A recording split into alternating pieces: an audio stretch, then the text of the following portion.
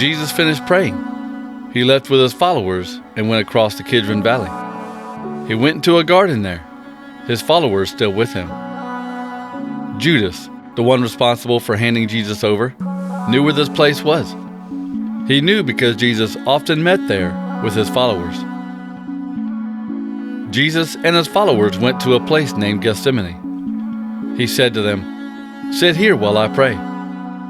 But he told Peter, James, and John to come with him. He began to be very distressed and troubled, and he said to them, "My heart is so heavy with grief, I feel as if I am dying. Wait here and stay awake." Jesus went on a little further away from them, fell to the ground, and prayed. He asked that, if possible, he would not have this time of suffering. He said, "Abba, Father, you can do all things. Don't make me drink from this cup, but do what you want, not what I want." Then he went back to his followers and found them sleeping. He said to Peter, "Simon, why are you sleeping? Could you not stay awake with me for 1 hour? Stay awake and pray for strength against temptation. Your spirit wants to do what is right, but your body is weak." Again, Jesus went away and prayed the same thing. Then he went back to the followers and again found them sleeping. They could not stay awake. They did not know what they should say to him. After Jesus prayed a third time, he went back to his followers. He said to them, "Are you still sleeping and resting? That's enough. The time has come for the Son of Man to be handed over to the control of sinful men. Stand up. We must go. Here comes the man who is handing me over to them." Then Jesus went with his followers to a place called Gethsemane. He said to them, "Sit here while I go there and pray."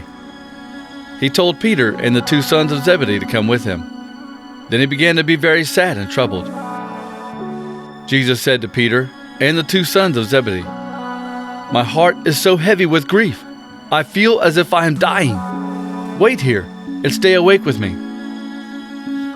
Then Jesus went on a little further away from them. He fell to the ground and prayed, "My Father, if it is possible, don't make me drink from this cup, but do what you want, not what I want." Then he went back to his followers and found them sleeping. He said to Peter, "Could you men not stay awake with me for 1 hour? Stay awake and pray for strength against temptation.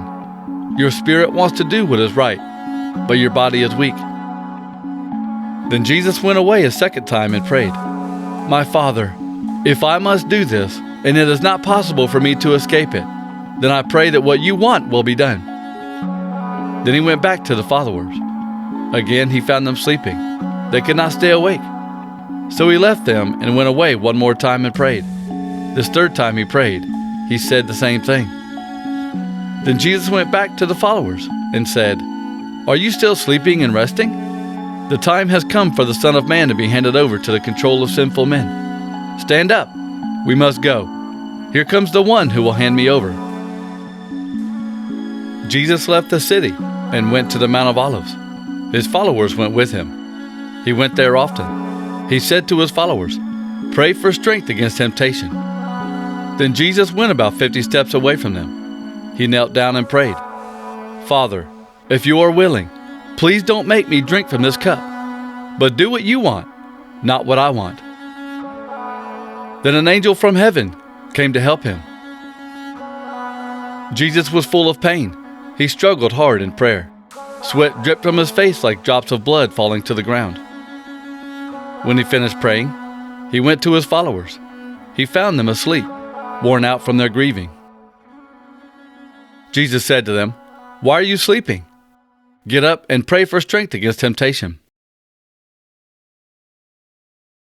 While Jesus was still speaking, Judas, one of the 12 apostles, came there. He had a big crowd of people with him, all carrying swords and clubs. They had been sent from the leading priests, the teachers of the law, and the older Jewish leaders. Judas planned to do something to show them which one was Jesus. He said, "The one I kiss will be Jesus. Arrest him and guard him while you lead him away." So Judas went over to Jesus and said, "Teacher." Then he kissed him. The men grabbed Jesus and arrested him. One of the followers standing near Jesus grabbed his sword and pulled it out. He swung it at the servant of the high priest and cut off his ear. Then Jesus said, "Why do you come to get me with swords and clubs as if I were a criminal? Every day I was with you teaching in the temple area. You did not arrest me there. But all these things have happened to show the full meaning of what the scripture said." Then all of Jesus' followers left him and ran away. One of those following Jesus was a young man wearing only a linen cloth. When the people tried to grab him, he left the cloth in their hands and ran away naked. While Jesus was still speaking, Judas, one of the 12 apostles, came there. He had a big crowd of people with him, all carrying swords and clubs. They had been sent from the leading priest and the older leaders of the people. Judas planned to do something to show them which one was Jesus. He said, "The one I kiss will be Jesus. Arrest him." So he went to Jesus and said, "Hello, teacher." Then Judas kissed him. Jesus answered, "Friend, do the thing you came to do." Then the men came and grabbed Jesus and arrested him. When that happened, one of the followers with Jesus grabbed his sword and pulled it out. He swung it at the servant of the high priest and cut off his ear. Jesus said to the man, "Put your sword back in its place. People who use swords will be killed with swords. Surely you know I could ask my Father, and he would give me more than 12 armies of angels. But it must happen this way to show the truth of what the scripture said." Then Jesus said to the crowd, "Why do you come and get me with swords and clubs, as if I were a criminal? Every day I sat in the temple area teaching. You did not arrest me there. But all these things have happened to show the full meaning of what the prophets wrote." Then all of Jesus' followers left him and ran away. While Jesus was speaking, a crowd came up. It was led by Judas, one of the 12 apostles. He came over to Jesus to kiss him. But Jesus said to him, "Judas, are you using the kiss of friendship to hand over the Son of Man to his enemies?" The followers of Jesus were standing there too. They saw what was happening and said to Jesus, "Lord, should we use our swords?" And one of them did use his sword. He cut off the right ear of the servant of the high priest. Jesus said, "Stop." Then he touched the servant's ear and healed him. Jesus spoke to the group that came to arrest him. They were the leading priests, the older Jewish leaders, and the Jewish soldiers. He said to them, "Why did you come out here with swords and clubs? Do you think I'm a criminal? I was with you every day in the temple area. Why didn't you try to arrest me there? But this is your time, the time when darkness rules."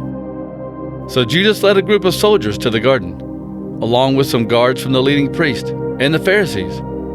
They were carrying torches, lanterns, and weapons. Jesus already knew everything that would happen to him. So he went out and asked them, "Who are you looking for?" They answered, "Jesus from Nazareth." He said, "I am Jesus." Judas, the one responsible for handing Jesus over, was standing there with them. When Jesus said, "I am Jesus," the men moved back and fell to the ground. He asked them again, "Who are you looking for?" They said, "Jesus from Nazareth." Jesus said, "I told you that I am Jesus. So if you're looking for me, let these other men go free." This was to show the truth of what Jesus said earlier. "I have not lost any one you gave me." Simon Peter had a sword, which he pulled out. He struck the servant of the high priest and cut off his right ear. The servant's name was Malchus. Jesus said to Peter, "Put your sword back in its place. I must drink from the cup the Father has given me." Then the soldiers with their commander and the Jewish guards arrested Jesus. They tied him and brought him to Annas, the father-in-law of Caiaphas.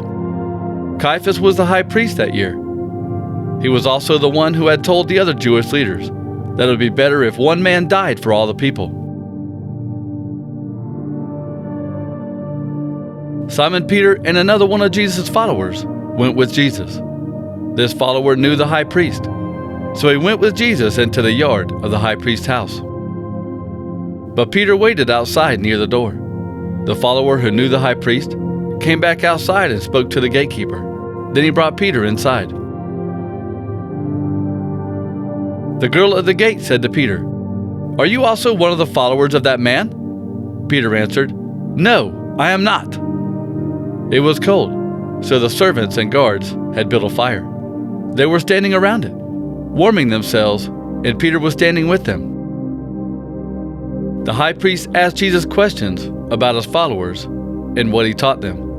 Jesus answered, "I have always spoken openly to all people. I always taught in the synagogues and in the temple area. All the Jews come together there. I never said anything in secret. So why do you question me? Ask the people who heard my teaching. They know what I said." When Jesus said this, one of the guards standing there hit him. The guard said, "You should not talk to the high priest like that." Jesus answered, "If I said something wrong, tell everyone here what was wrong. But if what I said is right, then why did you hit me?" So Annas sent Jesus to Caiaphas, the high priest. He was still tied.